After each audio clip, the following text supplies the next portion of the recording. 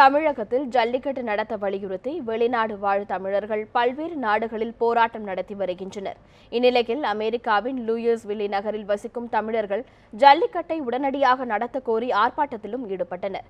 மேலும் காளைகள் குறித்தும் விழிப்புணர்வை ஏற்படுத்தினர். அந்த காட்சிகளை தற்பொழுது பார்க்கலாம்.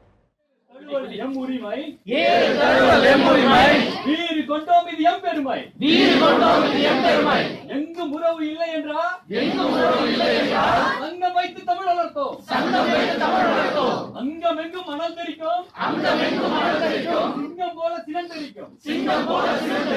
நாதியற்ற தமிழினமா வீதி வந்து விளக்கணுமா? ஆளுக்கு சோறு இல்லைனாலும் காலைக்கு சோறு வச்சோம்டா.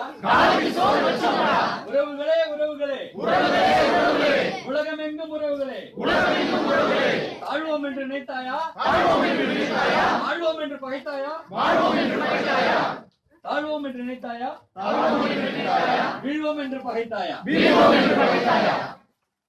மாநில அரசும் மத்திய அரசும் தயவு செய்து அரசு வல்லுநர்களின் ஆலோசனைப்படி இதுக்கு இருக்கிற தடையை நீக்கி இமீடியட்டா ஜல்லிக்கட்டை நடத்தணும். இதுதான் எங்களுடைய கோரிக்கை. தமிழன் என்று சொல்லடா, தமிழன் என்று சொல்லடா, தமிழன் என்று சொல்லடா.